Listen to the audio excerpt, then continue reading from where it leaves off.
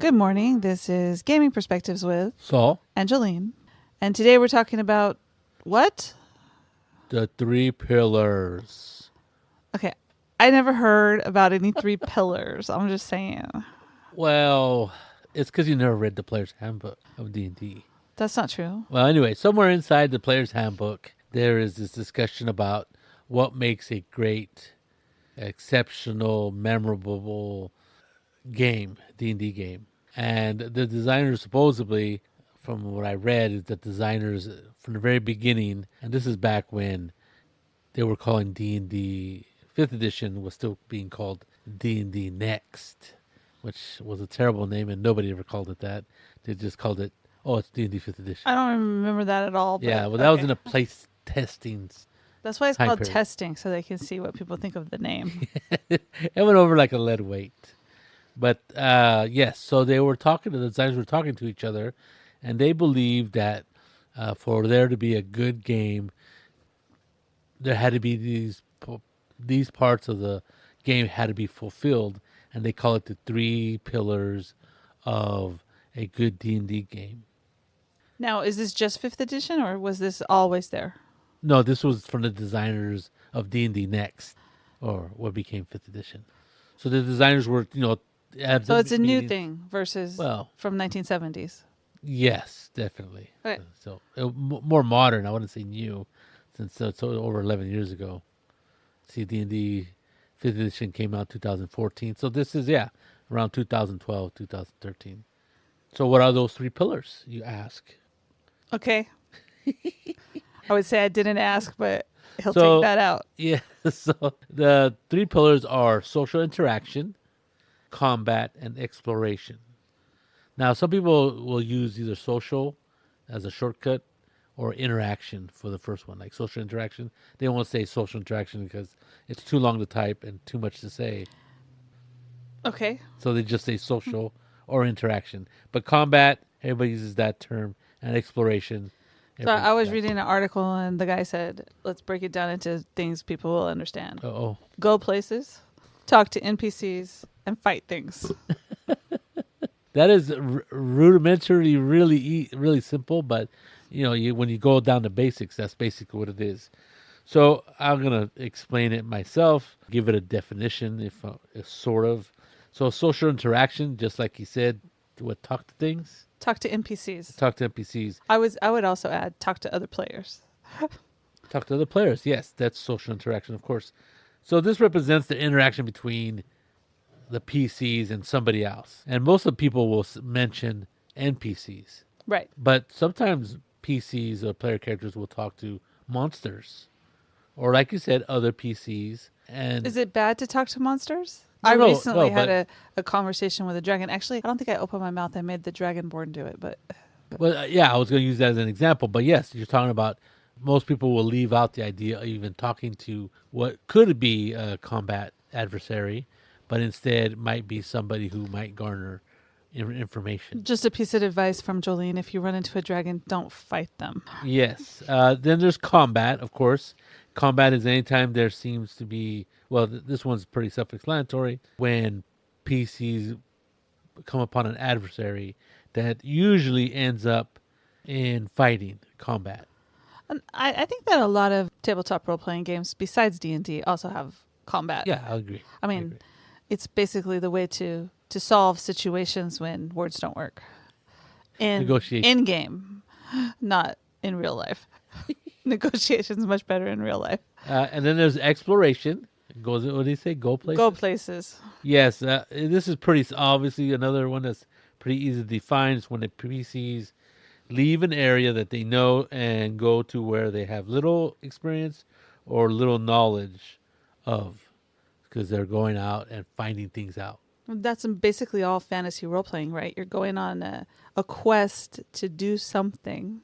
Yeah, I mean, you're right. I think they did a good job of trying. These designers did a good job of trying to figure out what makes a good game of D&D. And that's what makes it fun, right? You're going to go do something. You're not just, well, I guess some people do like to shop for things or count their beans, but Yeah, you're right. And do other stuff. Yeah. That's not You can within always these pillars. you can always make that part of exploration also. You're When you get to pushing a it. town, maybe you go to Waterdeep or somewhere where there's a wizard or wizard stores, Yeah, and you you can can sort of call it explore. explore it. But you do explore a dungeon to see what you can find. Well, I was just about to use that. That is a classic example of a D&D adventure, and it actually fits the three pillars very nicely, right? If you're going to describe a dungeon, you could use the three pillars to figure or to explain how that dungeon is put together.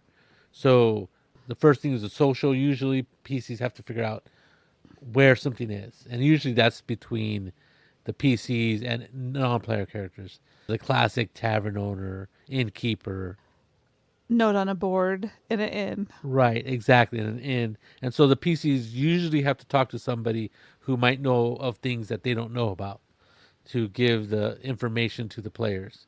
So that's classic. We all done it. We've all role played that, and that's interaction, right? That's the social interaction between the players and NPCs, and that'll get the players to the dungeon, or any case Or or anything. direct them in the direction of where they're going. It's some lost tomb somewhere, right? Yes. And then maybe even the innkeeper will say, "Well, I need this piece of something." Right? So that'll push the PCs to go that direction. And there's a reason for them to go there other than to loot the place and hopefully make more money or make money. Talking about PC interaction or interaction is we were playing Dragonbane and we were in a crypt of some sort.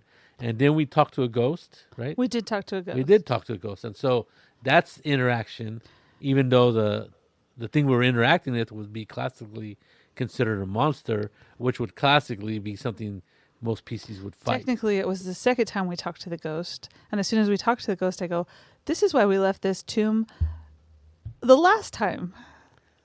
Right. Yeah, I remember that. I remember you saying that. I forgot why. Because we weren't strong enough to To beat the ghost? yeah. When we came back bigger and better. And we left the same way. Dead? Not dead. And then another time is like you were just mentioning that with the Green Dragon, we're playing D&D, and there is an adversary. That's what he was. There was this young Green Dragon, and instead of trying to fight it, you talked to it, found what it wanted or what it needed, and then sort of finagled some sort of deal with the dragon. Now, I will admit that if you guys had fought the dragon, you guys would probably been in deep doo-doo. Because I know at least a couple of you would have died, and it might have We're only third level. There's no way we're going to fight a and it dragon. might have been a total party kill. It might have been. That's okay. We But you circumvented that. yes. So again, this social interaction, and it can come from areas that And you may not think would be social. When let's say you as a GM are thinking, "Oh, this is going to be a combat encounter." I think Combat encounter. I think that GM should also take into account that just because they think something is going to be people are going to fight things, Right. it doesn't necessarily mean that's what the players are going to do, because resolving the situation is the same as fighting things, right? You're either going to resolve it by bashing them and taking their stuff, right? Right. To get where you need to go, or you're going to resolve it in another way without combat, Right. which we did with the Green Dragon. Right. But it wasn't that nobody died. It was just that none of us died. Because there was an acolyte that really wanted to talk to the dragon. So we let him. And we won't talk about that anymore. But yes, you're right. I mean, it's classically set up, because this is a published adventure. It's classically set up as a combat encounter. That's Yeah. what it's classically set up as. But I was looking at the stats, and I wasn't even really looking at your guys' character, because I really don't want to know like how many hit points you are. I don't want to know what you guys are able to do. Yes, we all know that after Be- our last adventure. No. I mean, well, what I mean is that way I don't pull punches. That way Yeah. I don't know, oh, these guys are almost dead, so I better not do this. That way I can be as objective, more or less, as I can when I'm officiating or GMing the Refereeing. refereeing the game. And I think that's the classic way of looking at Dungeons and Dragons is that the GM, Dungeon Master, whatever you want to use, referee is basically there to interpret the rules, and players are have to figure out how to solve the puzzle, whatever that puzzle may And be. that's a specific thing to like Dungeons and Dragons, right? Because what I mean is that the GM or DM or whatever you want to call him doesn't have to say, oh, he doesn't have to keep track of everybody's hit points, right? You're Right. supposed to do that yourself. You know when you're going to get to, you know if you get one more hit, if you're going to go below 0 or add 0. Right. And you know what the consequences are to that, so you should modify what you're doing so you're not there. Right. Well, I think in the old days, and I've seen this happen in many different games, but even people who, especially people who use a GM shield, or yeah, Yeah. And I remember like A screen, they a call screen, it. yeah, GM screen, and I remember a lot of times when people make custom ones, there'll be like a hit point tracker on there, so the GM can know how many hit points, and I think that's kind of very much a classic way of GMing, even though I don't use a GM screen. Well, we're online, so there's absolutely no use. But I don't even use a GM screen in real life or for face-to-face adventures or sessions. So you don't keep track of people's hit points. Right, and I'm not like It does make it more fun when the game master is rolling in front of you. Saul does this most of the time. This last couple of sessions on Roll20, he couldn't figure out how to get there's it something wrong to with stop Roll20. Yes, whispering to himself. for myself the rolls, but Jolene could turn around and look at my screen and see that I wasn't lying. Well, Yeah. and that's the other thing. You have to trust the GM no matter what, right? Yeah, I guess I could use a different roll or just use just the dice roll, but I don't know. I think It makes it harder. Yeah, it makes it harder. But even when we were playing the One Ring with Bay Right. was running it, he rolled in front of us for both the charts, I say, loosely, Oh yes. the tables, and also for what, like who this was going to affect or whatever. The journeying tables, Yeah. right? Yeah. Encounter tables, kind of. Yeah. Right. I remember that. But of course, because we don't have the table in front of us, those numbers are meaningless, right? But it doesn't matter because you're seeing what they're doing. Yes. And after a few rolls, you know what is happening. Of course. Yeah, I think that's why a lot of GMs now roll out in the open. Yeah, because it just makes it easier. It might make it harder for the GM to fudge stuff. Like if he didn't realize that the dragon would kill the whole party in one breath weapon. They're I all pretty much gone. thought he would. So I'm like, I hope. Oh, I know you did because I hope that you guys don't fight this thing because I don't think they'll make it. Yeah. 42 hit points, save for half, 21. I don't think anybody has 42 hit points. I have like 28 hit points. Yeah, you would have made it. You would have live the first round of after a breath weapon I wouldn't have if you made your been in the breath weapon area. If you would have, if you made your DC your dexterity save in D&D. So yeah, so I was looking at that. I go, man, but it's a published adventure, and I wanted to remain true to the adventure that as written. And I thought, well, these guys are all experienced players. They've been playing D&D for 30 years plus, and they should be able to figure out, we might not be able to make it out of here alive. You guys could have bypassed the Green Dragon easily. It could have gone all kinds of different ways, and that's another good thing that I like about doing it that way, is that when Mike went down, I was kind of surprised. I was like, oh wow. That was in the next adventure. The next adventure, but yeah, still later. You're right. That was in the next session and the next part of the adventure. I wasn't surprised because I knew he didn't have that many hit points. But I also knew that I had to get to him, but I had to get out of what I was fighting, and I had to get to him. To get to him, I had to go through that Grick thing. Well, the other thing is he kind of put himself in that position because he went off by himself, kind of. Well, we were having a little bit of an issue with the Roll20 because nobody could see anything, Saul. I know. And that made it harder for us to know what was going on. I had to literally move my little character over to the door so I could see what was happening. Yes. Because I couldn't see through the door. Right. So that made it even more. That made it harder for us to spatially visualize where we were Of course. in the dark.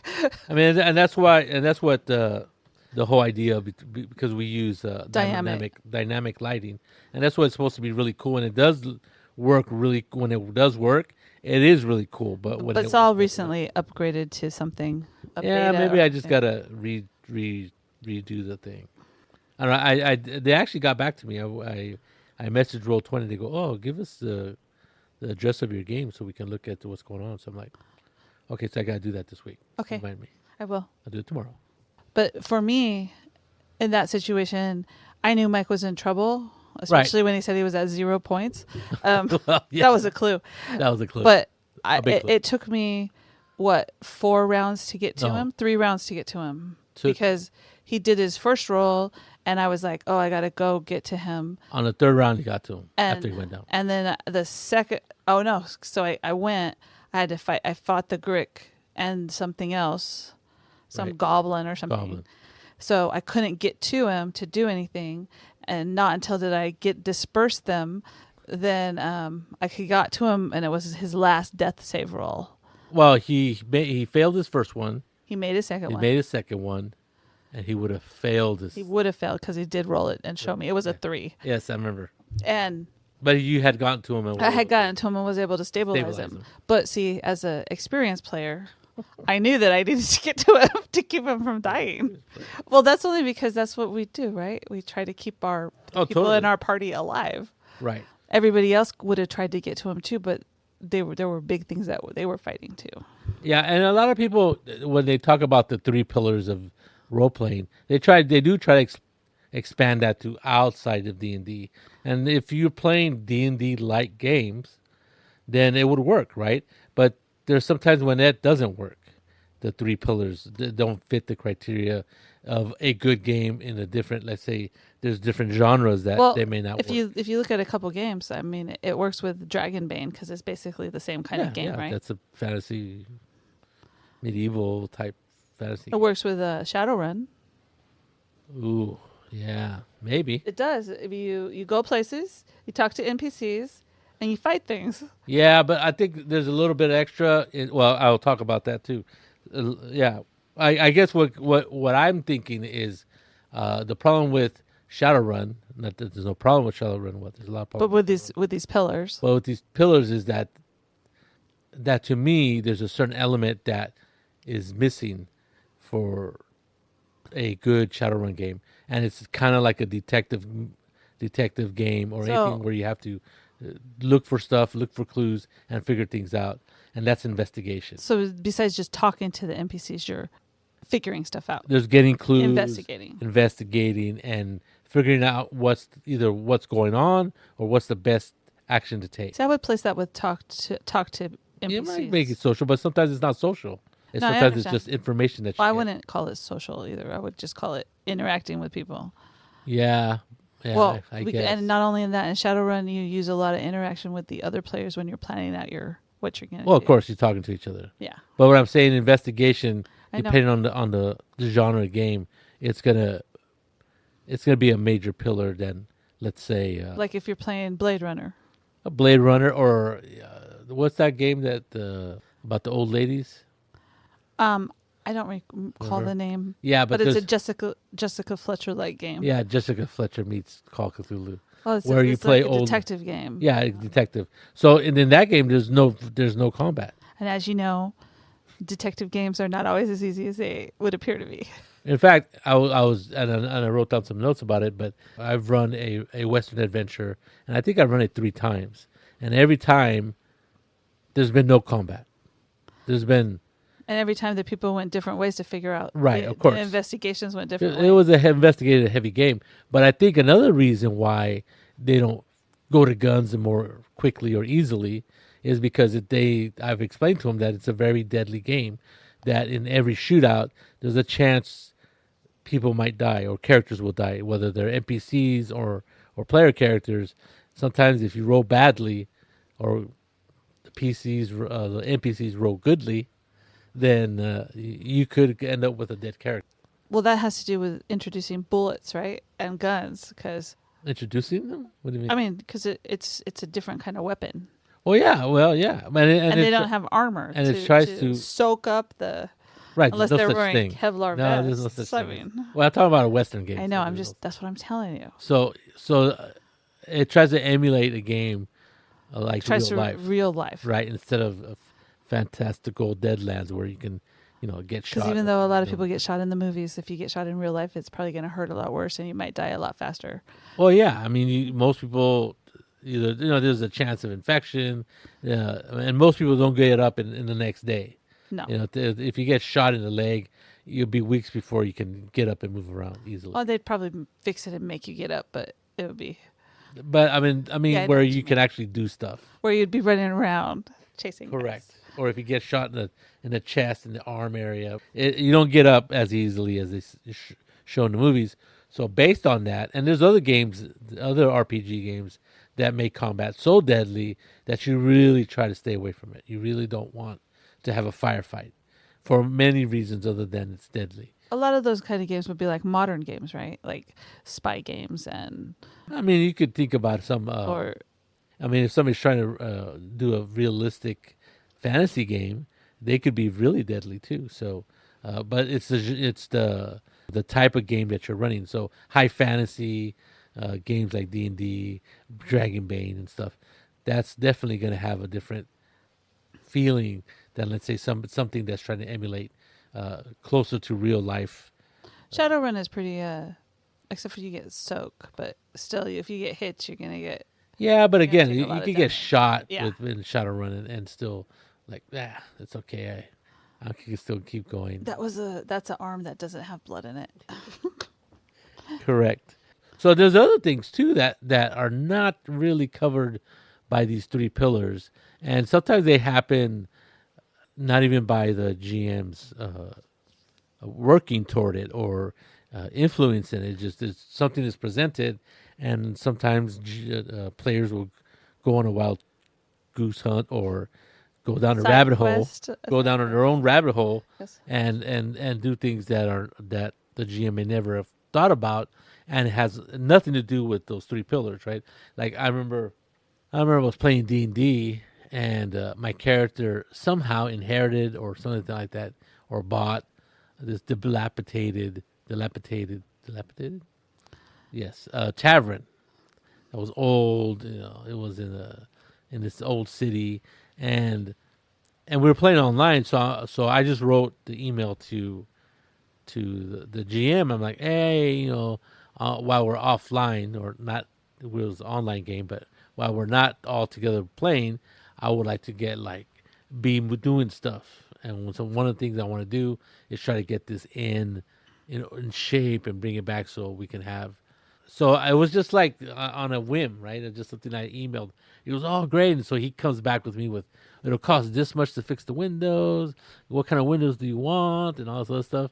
So we were playing a game of running the inn or trying to construct the inn to be able to, I need new tables. Do you want new tables, or I can have those tables fixed and chairs and all this other stuff. So obviously I got a little carried away with it, and so did my GM. Right, he was more than willing to give me all these, this or that. Do you want to buy new or used? And do you want to refurbish or whatever? And as the time went on, because sometimes we wouldn't meet every week, or that would be the only interaction I had with the GM was just talking back and forth about all these decisions that my character was making and how much money I was spending, because somehow I also got a bunch of money and I was spending it like crazy, which as a business owner you usually do. And I was like, all kinds of money's going out. I'm like, I need to do a job so I can pay to become a respectable person.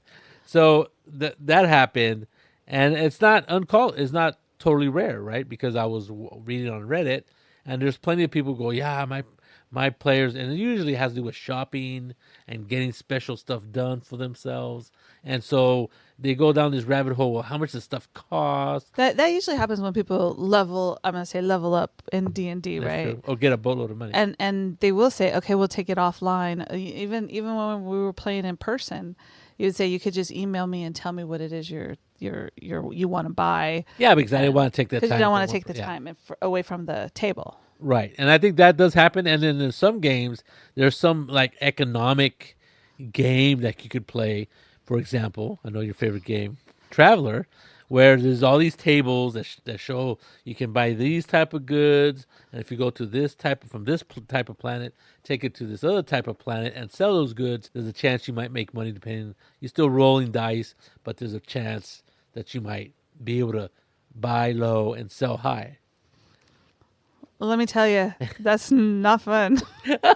Just to do that conversation. Well, what's funny is that people have been so interested in that they've made like programs for it, so to avoid all the paper number crunching.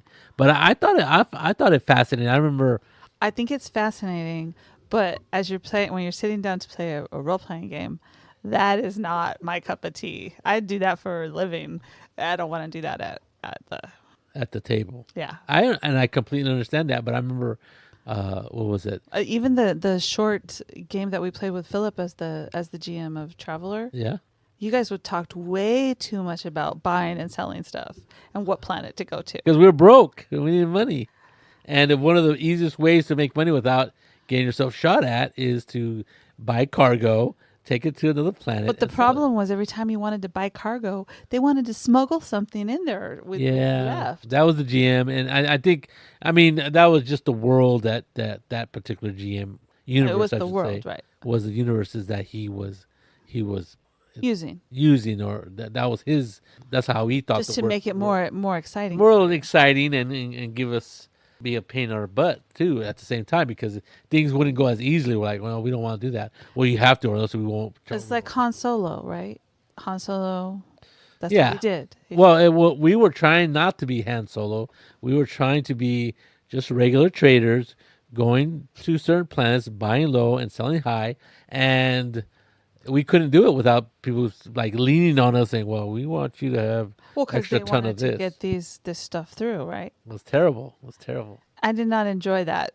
I also did not enjoy Traveler because my character sucked, the one that lived. So There's there that. you go. But another thing is that Traveler had an impact on other RPGs, especially space RPGs, because I've seen those kind of tables in other sci-fi games, and there was What there about was like Coriolis and those guys? I don't remember Coriolis having those tables, but you do play like a little trader. I don't remember seeing them in Serenity. I think that was kind of like, what is it? On the Even though side? that's basically what you're doing, you're playing Firefly or Serenity. There's two different games.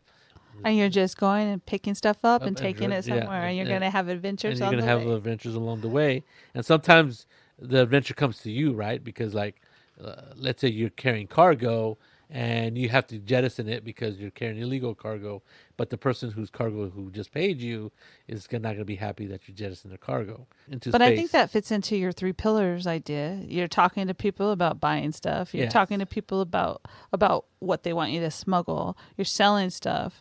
You may end up in a firefight because of it, because you have illegal stuff. So you have to figure out a way to get out of that. Yeah, And but- you are exploring and going places. But I don't think it's just pure interaction. I think there's that economic game you're playing, because it goes beyond just talking to people and going, I'm gonna get this stuff for, 100 credits for a ton, and then hopefully I'll sell it somewhere else for 1,000 credit a ton, whatever that is. And there's the interaction of playing that part of buying and selling, but there's that economic part of it where it has nothing to do with interaction, has nothing to do with combat. Well, that It has nothing to do kind with of D&D exploration. has the same thing, because people pay you to go and get stuff. And sometimes you find jewels, then you sell the jewels, and then you get the cash so that you can go buy stuff. Yeah, but I don't That's how think they it's get I don't think magical it's I don't think it's at the extent of like Traveler, No, or nothing is. what I was doing in Jim's game, where I was trying to become a tavern owner, and where I was a tavern owner. I am sure and I that a was trying to lot of open other one. people do that too. Yeah, so I think that just like there's an investigation pillar, there might be an economic pillar or economy pillar for some other games, simply because people get attached or look into things that may or may not be part of what the GM envisioned, because you never know which way or what the players are going to do. How does Call of Cthulhu fall into these pillars? Well, I don't think there's so much a combat one. I mean, If you want to die, you could exactly. It's so deadly that you don't want to die. So it's exploration. You're exploring things, exploration, but I think investigation is way investigation. higher on that. And of course, there's social interaction. So like depending on the game, the pillars are going to be different. And though the three pillars for D&D, exploration, interaction, and combat, can basically cover quite a few games. I think there's some games out there that won't be great if that's all you concentrate on, and not think about investigation and not think about economy and other things out there that I haven't even thought of. I'm going to say that most people are probably going to, if it's an investigative game, go with the investigative stuff, right? And they're not, I mean, your pillars, I'm not sure that everybody thinks about role playing games like that. I think, well, you're right. I think this is like I was saying, this is what the designers were thinking about when they came up with the idea of what D&D is about. What is D&D about? Exploration, yes. Combat, yes, and interaction with things. And yes, and their idea was for there to be a good game, it has to include these things.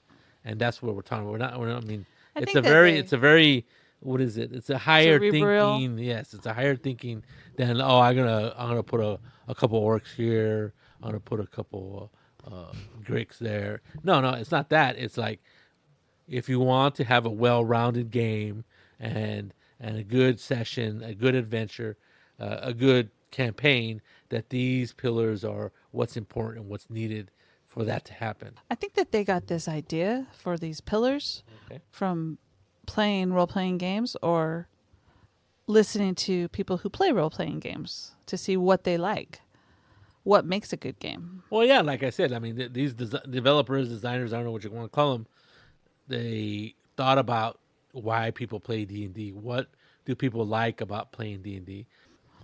So I think what I'm saying is that when the designers were thinking about this, is they were just like, what makes a good game? And I think a lot of the people were thinking, well, these are the three pillars, and you got to have these and this. And I don't think that's what they were.